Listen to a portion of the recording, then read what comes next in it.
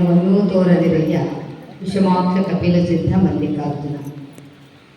ಶಿವಯೋಗಿ ಸಿದ್ದರಾಮೇಶ್ವರ ವಚನದಂತೆ ಮಹಾಮಾನವತವಾದೇ ಸ್ತ್ರೀ ಕುಲೋದ್ಧಾರಕ ಲಿಂಗಾಯತ ಧರ್ಮದ ಸಂಸ್ಥಾಪಕ ಅಪ್ಪ ಬಸವ ತಂದೆಯನ್ನು ಸ್ಮರಿಸಿ 12ನೇ ಶತಮಾನದ ಎಲ್ಲ 770 ಅಮರ ಗಣಗಳನ್ನು ಪ್ರಾರ್ಥಿಸುತ್ತಾ, ವಿಶೇಷವಾಗಿ ಶ್ರಾವಣ ಮಾಸದಲ್ಲಿ ನಡೆಯುತ್ತಿರುವಂಥ ಸವದತ್ತಿಯ ಈ ಒಂದು ಪ್ರವಚನದ ಕಾರ್ಯಕ್ರಮ ಹಾಗೂ ನಮ್ಮ ಬೆಳಗಾವಿ ಜಿಲ್ಲೆಯ ಬಸವ ಸಂಸ್ಕೃತಿ ಅಭಿಯಾನದ ಪ್ರಚಾರ ಹಾಗೂ ಪೂರ್ವಭಾವಿ ಸಭೆ ಸವದತ್ತಿಯ ಈ ಒಂದು ಕಾರ್ಯಕ್ರಮದಲ್ಲಿ ದಿವ್ಯ ಸನ್ನಿಧಾನವನ್ನು ಕರುಣಿಸಿರುವ ಪರಮ ಪೂಜ್ಯ ಡಾಕ್ಟರ್ ಅಲ್ಲಮಪ್ರಭು ಅಪ್ಪಾಜಿಯವರ ದಿವ್ಯ ಚರಣಗಳಲ್ಲಿ ಭಕ್ತಿ ಶರಣಾರ್ಥಿಗಳನ್ನೇ ಅಂತ ತಿಂಗಳ ಪರ್ಯಂತರವಾಗಿ ತಮಗೆಲ್ಲರಿಗೂ ಪ್ರವಚನದ ಅಮೃತವನ್ನು ಉಣಬಡಿಸುತ್ತಿರುವಂಥ ಪೂಜನೀಯವಾಗಿರತಕ್ಕಂಥ ವಿಜಯಾಂಬಿಕಾ ತಾಯಿಯವರ ನಿಧಾನಗಳನ್ನು ವಿರೋಧಿಸಿ ಬೆಳಗಾವಿ ಜಿಲ್ಲೆಯ ಜಾಗತಿಕ ಲಿಂಗಾಯತ ಮಹಾಸಭಾದ ಅಧ್ಯಕ್ಷರಾದ ಶರಣರಾದ ಬಸವರಾಜಣ್ಣ ರೂಪಿಯವರಲ್ಲಿ, ಪ್ರಧಾನ ಕಾರ್ಯದರ್ಶಿಗಳಾಗಿರ್ತಕ್ಕಂಥ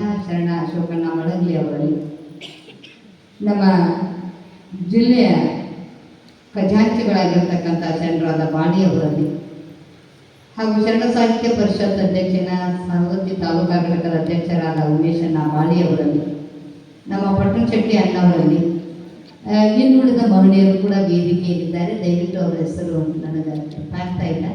ಆ ಎಲ್ಲ ಮಹಿಳೆಯರಲ್ಲಿ ಹಾಗೂ ನಮ್ಮ ಜಾಗತಿಕ ಲಿಂಗಾಯತ ಮಹಾಸಭಾ ತಾಲೂಕಾ ಮಹಿಳಾ ಘಟಕದ ಅಧ್ಯಕ್ಷೆಯಾಗಿರ್ತಕ್ಕಂಥ ಶರಣೆ ಕಸ್ತೂರಿ ಗೂಲಿ ಅವರಲ್ಲಿ ಹಾಗೂ ಸವದತ್ತಿ ತಾಲೂಕಾ ಘಟಕದ ಮಹಿಳಾ ಘಟಕದ ಅಧ್ಯಕ್ಷೆಯಾಗಿರ್ತಕ್ಕಂಥ ಶರಣೆ ಅನ್ನಪೂರ್ಣ ಲಂಬುಣ್ಣವರವರಲ್ಲಿ, ಬೈಲಹೊಂಗಲ ತಾಲೂಕಾ ಮಹಿಳಾ ಘಟಕದ ಅಧ್ಯಕ್ಷೆಯಾಗಿರ್ತಕ್ಕಂಥ ರಾಜೇಶ್ವರಿ ದ್ಯಾಮನಗೌಡರವರಲ್ಲಿ, ಅವರಿಬ್ಬರೆಲ್ಲದೆ ಯಾವತ್ತೂ ಸವದತ್ತಿಯ ಮಹಾದೈವವೇ ಗುರು ಹಿರಿಯರೇ, ಇಲ್ಲಿ ನೆರೆದಿರುವ ಶರಣ ಶರಣೆಯರೇ, ನಿಮ್ಮೆಲ್ಲರ ಅಂತರಾತ್ಮದಲ್ಲಿ ಬೆಳಗುವ ಬಸವ ಜ್ಯೋತಿಗೆ ನನ್ನ ಶರಣು ಶರಣಾರ್ಥಿಗಳು. ಇನ್ನು ವಿಶೇಷವಾದ ಉಪನ್ಯಾಸ ಅಂತ ಒಂದು ಸಬ್ಜೆಕ್ಟ್ ಆಯ್ಕೆ ಮಾಡಿದರು ಕಸ್ತೂರಿ ಅವರು. ಆದರೆ ಯೋಜನೆಗಳೇ ಬರಬರ್ತಾ ಒಂದರ ಮೇಲೊಂದು ಕಾರ್ಯಕ್ರಮ ಬದಲಾವಣೆ ಆಗ್ತಾ ಅದು 2 ರವಿವಾರ ಗತಿಸುವುದು 2 ರವಿವಾರ ಫಿಕ್ಸ್ ಆಗಿತ್ತು. ಹೆಂಗೂ ಇವತ್ತು ಬರತ್ತೇಳಿ ಇವತ್ತು ಅದ್ರ ಬಗ್ಗೆ ನಾನು ಮಾತನಾಡ್ರಿ ಅಂತ ಹೇಳಿದ್ರು. ಆದರೆ ಆ ವ್ಯವಧಾನ ಕೇಳುವವರಿಗೂ ಇಲ್ಲ, ಮತ್ತು ಇಲ್ಲಿ ನಾವೆಲ್ಲ ಬಂದೇವು, ನಾವು ಈಗ 2-3 ಸಭೆ ಮಾಡಿ ಬಂದೆವು, ನಮಗೂ ಇಲ್ಲ ಅಂತ ಅನಿಸ್ತದೆ. ಅನಿವಾರ್ಯ ಔಪಚಾರಿಕವಾದ 4 ಮಾತುಗಳು ಮುಂದೆ ಪೂಜ್ಯರ ಆಶೀರ್ವಚನ ನಡೀತಾ ಇದೆ. ಅದಕ್ಕೆ ಇಲ್ಲಿ ಇಷ್ಟಲಿಂಗ ಪೂಜೆ ಮತ್ತು ಲಿಂಗ ದೀಕ್ಷೆ ಅನ್ನುವಂಥ ವಿಷಯವನ್ನು ನಮ್ಮ ಕಸ್ತೂರಿ ಅವರು ನಮಗೆಲ್ಲ ಕೊಟ್ಟಿದ್ರು. ಇದನ್ನು ಸುಮಾರು 1000 ವರ್ಷಗಳಿಂದ ಅಪ್ಪ ಬಸವ ತಂದೆ ಕೊಟ್ಟಿರ್ತಕ್ಕಂಥ ಇಷ್ಟಲಿಂಗ ಮತ್ತು ದೀಕ್ಷೆ ಕಾರ್ಯಕ್ರಮ ಮತ್ತು ಇವತ್ತು 1000 ವರ್ಷಗಳ ಮೇಲೂ ಇದರ ಬಗ್ಗೆನೇ ನಾವು ಹೇಳಬೇಕಾಗಿದ್ದೇನು ನಮ್ಮ ಲಿಂಗಾಯತರಿಗೆ ಅನ್ನುವಂಥ ಒಂದು ಆತ್ಮಾವಲೋಕನ ನಾವೆಲ್ಲ ಮಾಡ್ಕೊಳ್ಬೇಕಾಗಿದೆ. ಹೌದ್ರಿ, ಅವಶ್ಯ ಐತಿ, ನಾವು ಅವಶ್ಯ ಅದನ್ನೇ ಹೇಳ್ತೀನಿ ಅಂದರು. ಒಂದೇ ಒಂದು ಈಗ ಲಿಂಗ ಅಂದರೆ ಏನು ಅನ್ನೋದನ್ನು ಸ್ವಲ್ಪ 2 ಮಾತುಗಳಲ್ಲಿ ನಾನು ಹೇಳಲಿಕ್ಕೆ ಪ್ರಯತ್ನ ಮಾಡಿ, ದೀಕ್ಷೆ, ಸಂಕ್ಷಿಪ್ತ, ಪೂಜೆ ಆ 3 ಶಬ್ದಕ್ಕೆ ನಾನು ಒತ್ತು ಕೊಡ್ತೇನೆ. ಆದಿ ಅನಾದಿಗಳಿಲ್ಲದೆಂದು, ಹಮ್ಮು ಬಿಮ್ಮುಗಳಿಲ್ಲದೆಂದು, ಸುರಾಳ ನಿರಾಳ ಇಲ್ಲದೆಂದು, ಶೂನ್ಯ ನಿಶೂನ್ಯ ಇಲ್ಲದೆಂದು, ಸಕಲ ಚರಾಚರ ವಸ್ತುಗಳು ಗಮನಕ್ಕೆ ಬಾರದಂದು, ಗುಹೇಶ್ವರ ನೀನೊಬ್ಬನೇ ಇದ್ದೆಯಲ್ಲ. ಇದು ನಿಜವಾದ ದೇವರ ಅಸ್ತಿತ್ವವನ್ನು ನಮ್ಮ ಶರಣರು ಈ ಥರ ನಮ್ಗೆ ಕೊಟ್ಟಿದ್ದಾರೆ. ಯಾವ ಥರ? ಆದಿ ಅನಾದಿಗಳಿಲ್ಲದೊಂದು, ಏನೂ ಇಲ್ಲದೊಂದು. ಆದಿ ಅಂದರೆ ನಾವು, ಅನಾದಿ ಅಂದರೆ ಪರಮಾತ್ಮ. ಇವ್ಯಾವೂ ಇಲ್ಲದೆ ಇರತಕ್ಕಂಥ ಸಹಜವಾಗಿರ್ತಕ್ಕಂಥ ಸ್ಥಿತಿ ಒಂದು ಈ ಸೃಷ್ಟಿಯ ನಿರ್ಮಾಣಕ್ಕಿಂತ ಪೂರ್ವದಲ್ಲಿ ಇತ್ತು. ಆದಿ ಅನಾದಿಗಳಿಲ್ಲದೊಂದು, ಹಮ್ಮು ಬಿಮ್ಮುಗಳಿಲ್ಲದೊಂದು, ನಾಣಿ ಅಮ್ಮವ್ರು ಯಾರೂ ಇರಲಿಲ್ಲ. ಆಮೇಲೆ ಸುರಾಳ ನಿರಾಳ, ವ್ಯಕ್ತಿಗೂ ಇರಲಿಲ್ಲ, ಅದಕ್ಕೊಂದು ದೇಹ ಅನ್ನುವಂಥದ್ದು ಏನೂ ಇರಲಿಲ್ಲ. ಹಮ್ಮು ಬಿಂಬಗಳಿಲ್ಲದೆಂದು, ಸುರಾಳ ನಿರಾಳ ಇಲ್ಲದೆಂದು, ಶೂನ್ಯ ನಿಶೂನ್ಯ ಇಲ್ಲದೆಂದು, ಸಚರಾಚರ ವಸ್ತುಗಳು ಸೃಷ್ಟಿ ಆಗದ ಮುನ್ನ ಗುಹೇಶ್ವರ ಲಿಂಗ ನೀನೊಬ್ಬನೇ ಇದೆಯಲ್ಲ. ಯಾಕಂದ್ರೆ ಲಿಂಗ ಅಂದ್ರೆ ಏನು ಅನ್ನೋದು ತಿಳ್ಕೊಳ್ಬೇಕಂದ್ರೆ ಈ ಸೃಷ್ಟಿಯ ರಚನೆ ಬಗ್ಗೆ ನಾವು ಲಿಂಗಾಯತರಿಗೆ ಮೊದಲು ಅರಿವು ಇರಬೇಕು. ಈ ಸೃಷ್ಟಿಯ ರಚನೆಗೆ ಯಾರು ಕಾರಣೀಭೂತರಾದ್ರಲ್ಲ ಅವನು ಮಾನಸಾರಿಕೆಯನ್ನು ಯಾವುದಾದ್ರೂ ಧರ್ಮ ಪಡ್ಕೊಂಡಿದ್ರೆ ಅದು ಲಿಂಗಾಯತ ಧರ್ಮ ಪಡ್ಕೊಂಡಿದೆ ಅನ್ನೋದನ್ನು ನಾವು ಅವರ ಎಚ್ಚರದಿಂದ ಲಿಂಗವನ್ನು ಧರಿಸ್ಕೊಳ್ಬೇಕು. ಎಚ್ಚರದಿಂದ ನಮ್ಮ ದೇವರು ಯಾರು ಅನ್ನೋದನ್ನು ತಿಳ್ಕೊಳ್ಬೇಕು. ಇಲ್ಲ ಅಂದ್ರೆ ತಮ್ಗೆ ತಿಳಿದದ್ದು ಒಂದೊಂದು ದೇವರ ಮಾಡ್ಕೊಂಡು ಹೊಂಟಾಗ ತಿಳಿದ್ರೆ ಹಿಂಗೆ ಮಾಡ್ತಿರ್ಕಿಲ್ಲ ಅಂತ ನನಗೆ ಅನಿಸ್ತದೆ. ಅದಕ್ಕೆ ಸಚರಾಚರ ವಸ್ತುಗಳು ರಚನೆಗೆ ಬಾರದಂದು ವೇಶ್ವರ ನೀನೊಬ್ಬನೇ ಇದೆಯಲ್ಲ, ಸಹಜವಾಗಿರ್ತಕ್ಕಂಥ ಒಂದು ಸ್ಥಿತಿ ಇತ್ತು. ಅಲ್ಲಿ ಏನೇನೇನೇನೂ ಇರಲಿಲ್ಲ, ನಾವು ಇರಲಿಲ್ಲ, ಯಾರೂ ಇರಲಿಲ್ಲ, ಜೀವಜಂತುಗಳು ಇರಲಿಲ್ಲ, ಏನೂ ಇರಲಿಲ್ಲ. ಅವೊಬ್ಬನೇ ಏಕಾಂತವಾಗಿದ್ದ, ಕಣ್ಣಿಗೆ ಕಾಣದ ಹಾಗೆ ನಿರ್ಗುಣ, ನಿರಾಕಾರ, ಸರ್ವಜ್ಞ, ಸರ್ವಕರ್ತೃತ್ವ ಎಲ್ಲ ಇದ್ರೂ ಕೂಡ ಯಾರಿಗೂ ಗೋಚರಿಸದ ಹಾಗೆ ಸುಮ್ಮನೆ ಇದ್ದಿರ್ತಕ್ಕಂಥ ಸಂದರ್ಭದಲ್ಲಿ ಏನೋ ಒಂದಿಷ್ಟು ಸ್ಫುರಣೆ ಅವನಲ್ಲಿ ಉಂಟಾತು. ಈ ಸೃಷ್ಟಿಯನ್ನು ರಚನೆ ಮಾಡಿದ್ರು. ಈ ಸೃಷ್ಟಿಯ ರಚನೆಗೆ ಬೇಕಾಗಿರ್ತಕ್ಕಂಥ ನೀರು, ಪೃಥ್ವಿ, ಇವೆಲ್ಲ ಗಾಳಿ, ಆಕಾಶ ಇವನ್ನೆಲ್ಲ ನಿರ್ಮಾಣ ಮಾಡಿ ಇವನ್ನೆಲ್ಲ ಅನುಭವಿಸಾಕ ಒಂದಿಷ್ಟು ಜೀವಿಗಳು ಬೇಕಂತ ಹೇಳಿ 84 ಲಕ್ಷ ಜೀವಿಗಳನ್ನು ಸೃಷ್ಟಿಯನ್ನು ಮಾಡಿದ್ರು. ಇಲ್ಲಿ 84 ಲಕ್ಷ ಜೀವಿಗಳಿಗೆ ಈ ದೇಹವನ್ನು ಕೊಟ್ಟು ಜೀವಾತ್ಮ ಅನ್ನಿಸ್ತು. ತಾನು ದೇಹ ನಿರ್ದೇಹಿಯಾಗಿ ಈ ಸೃಷ್ಟಿಯನ್ನು ರಚನೆ ಮಾಡಿದರೂ ಕೂಡ ತಾನೊಬ್ಬನೇ ನಿಶೂನ್ಯವಾಗಿ, ನಿರಾಳವಾಗಿ, ನಿರವಯವಾಗಿ, ನಿಶೂನ್ಯವಾಗಿ, ಸಹಜ ಸ್ಥಿತಿಯಲ್ಲಿ ತಾನು ಒಬ್ಬನೇ ಉಳ್ಕೊಂಡಿದ್ದ. ಈ ದೇಹವನ್ನು ಹಚ್ಕೊಂಡು ಬಂದು ಜೀವಾತ್ಮರು ಎಣಿಸ್ಕೊಂಡ್ರು.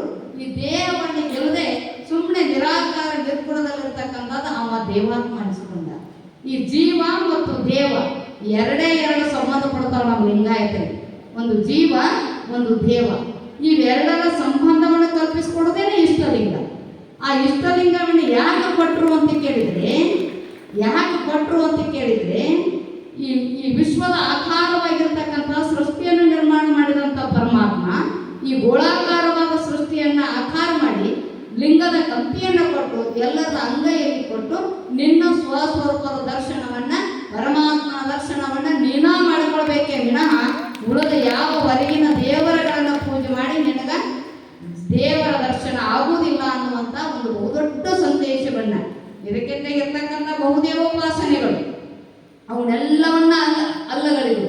ಕೇವಲ ನೇರವಾಗಿರ್ತಕ್ಕಂಥ ಯಾರದೇ ಮಧ್ಯಸ್ಥಕ್ಕೆ ಇಲ್ಲದೆ ಯಾರೇ ನಾವು ಕೊಟ್ಟಿರ್ತಕ್ಕಂಥ ಏನೇ ಪೂಜಾ ಪರಿಕರಗಳನ್ನು ಯಾರೊಬ್ಬರು ಏರಿಸಲಾರದೆ ನಿನ್ನಲ್ಲೇ ಇರ್ತಕ್ಕಂಥ, ಯಾಕಂದ್ರೆ ಆ ಪರಮಾತ್ಮನ ಒಂದು ಅಂಶವಾಗಿ ಹುಟ್ಟಿರ್ತಕ್ಕಂಥ ಈ ಜಡದೇಹಿಗಳಾಗಿರ್ತಕ್ಕಂಥ ನಾವೆಲ್ಲರೂ ಆತ್ಮಸ್ವರೂಪಗಳಾದರೆ ಅಲ್ಲಿ ಅಂಗತತ್ವ ಉಂಟಾಯಿತು. ಅದು ಲಿಂಗತತ್ವ. ಪರಮಾತ್ಮ ಒಂದು ಅಂಗತತ್ವ, ಒಂದು ಲಿಂಗತತ್ವ. ಇವೆರಡರ ನಡುವೆ ಅವಿನಾಭಾವ ಸಂಬಂಧವನ್ನು ಕಲ್ಪಿಸಿಕೊಡುವುದಕ್ಕಾಗಿ ಇಷ್ಟಲಿಂಗದ ಕಲ್ಪನೆಯನ್ನು ಬಸವಾದಿ ಶಿವಶರಣರು ಕೊಟ್ಟರು. ಇದು ಲಿಂಗಾಯತರು ಸ್ಪಷ್ಟವಾಗಿ ದೇವರ ಬಗ್ಗೆ ಕಲ್ಪನೆಯನ್ನು ಇಟ್ಟುಕೊಂಡ್ರೆ ಮಾತ್ರ ನಮ್ಮ ದೇವರು ಯಾರು ಅನ್ನೋದನ್ನ ಅಂಗದ ಮೇಲೆ ಎಲ್ಲರೂ ಕೂಡ ಮುಲಾಜಿಲ್ಲದೆ ಧರಿಸಿಕೊಂಡು ನಮ್ಮಂತ ದೇವರನ್ನ ತಿಳಿದವರು ಯಾರು ಇಲ್ಲ ಅನ್ನುವಂತಹ ಒಂದು ಪ್ರತಿಷ್ಠೆಗೆ ನಾವು ಯಾವಾಗ ಬಿಡುವುದಿಲ್ಲಲ್ಲ, ಅಲ್ಲಿಯವರೆಗೂ ಲಿಂಗಾಯತ ಧರ್ಮದ ಬೆಳವಣಿಗೆನೂ ಇಲ್ಲ. ಲಿಂಗಾಯತರಿಂದಲೇ ಲಿಂಗಾಯತ ಧರ್ಮಕ್ಕೆ ದ್ರೋಹ ಆಗ್ತದೆ ಅನ್ನೋದನ್ನು ಮೊದಲು ತಿಳ್ಕೊಳ್ಬೇಕು. ಅಲ್ಲಿಯವರೆಗೆ ಸ್ಪಷ್ಟ ದೇವರ ಕಲ್ಪನೆ ಇಲ್ರಿ ನಮಗ. ಒಂದ್ ಕಡೆ ಅಂಬಿಗರ ಚೌಡಯ್ಯ ಹೇಳ್ತಾರೆ, ಏನಂತ ಹೇಳ್ತಾರೆ ಅಂದ್ರೆ, ಏನ್ ವಿಷ್ಣು, ಬ್ರಹ್ಮ, ಮಹೇಶ್ವರ ಇವ್ರು ಸರಸ್ವತಿ, ಲಕ್ಷ್ಮಿ ಅವ್ರಿಗೆಲ್ಲ ಮಕ್ಕಳು ಅದಾರ ಅಂದ್ಮೇಲೆ ಅವ್ರೇನ್ ದೇವ್ರ ಹಾಕಾರ್ರಿ? ಅವರು ದೇಹದಾರಿಗಳಲ್ಲ, ನಮ್ಮ ನೆರೆಹೊರೆಯದವ್ರಿ. ಅವ್ರು ನಮ್ಮ ಮನೆ ಪಕ್ಕದ ಕಾಕಾಚಿಗವ ದೊಡ್ಡಪ್ಪಗಳಂತವ್ರಿ, ನಮ್ಮ ಗಣ ಅಂತ. ಮತ್ತೊಂದು ಪಾರ್ವತಿ ಪರಮೇಶ್ವರಗೂ ಮಕ್ಕಳದಾವ, ಮತ್ತೆ ಲಕ್ಷ್ಮಿ, ಸರಸ್ವತಿ, ವಿಷ್ಣು, ಇವ್ರು ಎಲ್ಲ ಮದುವೆ ಆಗಿ ಅವ್ರಿಗೆ ಎಂತ ಮಕ್ಕಳದಾರ, ಅವ್ರು ಹೆಂಗ ದೇವ್ರ ಹಾಕಾರ? ಇದನ್ನು ತೆಗೆದ್ರು. ಅಂಬಿಗರ ಚೌಡಯ್ಯನವ್ರ ವಚನಗಳು ಓದ್ಬೇಕು. ಇವರೆಲ್ಲರೂ ನಮ್ಮ ನೆರೆಹೊರೆಯವರು ನೋಡ ಕಡೆಯಿಂದ ಅಂಬಿಗರ ಚೌಡಯ್ಯ. ನಮ್ಮ ಪಕ್ಕದ ಮನೆ ಕಾಕಾ ದೊಡ್ಡಪ್ಪಚ್ಚಿಗೋಗಳವ್ರು, ನಮ್ಮಂಗನ ಅವ್ರಿಗೂ ಹುಟ್ಟು ಸಾವುದಾವ, ಅವ್ರಿಗೂ ಆಶೆ ಆಮಿಷಗಳದಾವ, ಅವ್ರಿಗೂ ಶಾಪ ಕೊಡೋದದ, ವಿರೋಧ ಮಾಡೋದದ, ಬಡದಾಟದ. ಅವ್ಯಾವ ದೇವರಲ್ಲ. ನಿಜವಾಗಿರ್ತಕ್ಕಂಥ ದೇವರು ಆತ ನಿರಾಕಾರ, ನಿರ್ಗುಣ, ಸರ್ವಜ್ಞ, ಸರ್ವಕರ್ತೃತ್ವ, ಎಲ್ಲರನ್ನೂ ಸಾಧಿಸುವಂಥ ಒಂದು ಅದ್ಭುತವಾಗಿರ್ತಕ್ಕಂಥ ಚೈತನ್ಯ ಈ ಜಗತ್ತನ್ನೆಲ್ಲ ವ್ಯಾಪಿಸಿದೆ. ಅದೇ ಇವತ್ತ ಲಿಂಗ ತತ್ವ. ಆ ಲಿಂಗ ತತ್ವದ ಆಕಾರವೇ ಇಷ್ಟಲಿಂಗ. ಅದನ್ನ ಅಂಗದ ಮೇಲೆ ಕಟ್ಕೊಂಡ ಯಾವುದೇ ಜಾತಿ ಮತ ಪಂಥವಿಲ್ಲದೆ ಎಲ್ಲರೂ ಕಟ್ಕೊಳ್ರಿ ಅನ್ನುವಂಥ ಬಹುದೊಡ್ಡ ಸಂದೇಶವನ್ನು ಕೊಟ್ಟು ಜಾತಿ ಮತ ಪಂಥ ಭೇದವಿಲ್ಲದೆ ಈಗೇನು 102 ಪಂಗಡಗಳನ್ನು ಒಳಗೊಂಡಿರ್ತಕ್ಕಂಥ ಲಿಂಗಾಯತ ಬಹಳ ದೊಡ್ಡ ಧರ್ಮ ಇದೆಯಲ್ಲ, ಆ ಧರ್ಮಕ್ಕೆ ನಾಂದಿಯನ್ನು ಹಾಡಿದವರು ಅಪ್ಪ ಬಸವ ತಂದೆ ಹಾಗೂ 770 ಅಮರ ಗಣಗಳ ವಾರಸುದಾರರಾಗಿ ಆ ಲಿಂಗವನ್ನು ಅಷ್ಟೇ ಪೂಜೆ ಮಾಡೋರಿದ್ರೆ ಅವ್ರು ಲಿಂಗಾಯತ ನಡೆಸ್ಕೊಳ್ತಾರ. ಅದನ್ನು ಬಿಟ್ಟು ಮಾಡಿದ್ರೆ ಅವ್ರು ಲಿಂಗಾಯತ ಆಗೋದಿಲ್ಲ ಅನ್ನುವಂಥ ಎಚ್ಚರಿಕೆಯ ಆತ್ಮಾವಲೋಕನವನ್ನು ಮಾಡಿಕೊಂಡಾಗ ಮಾತ್ರ ಇಷ್ಟಲಿಂಗದ ಮಹತ್ವ ಗೊತ್ತಾಗ್ತದೆ. ಗುರು ತನ್ನ ಹಸ್ತಮಸ್ತಕ ಸಂಯೋಗದಿಂದ ಶಿಷ್ಯನಿಗೆ ಅಂಗೈಯಲ್ಲಿ ಕರಸ್ಥಲಕ್ಕೆ ಲಿಂಗವನ್ನು ಕೊಟ್ಟು ಕರಸ್ಥಳಕ್ಕೆ ಶ್ರೀ ಗುರುವೇ ಹರರೂಪವಾಗಿ ಬಂದು ಗುರುವಾದ ಆ ಗುರು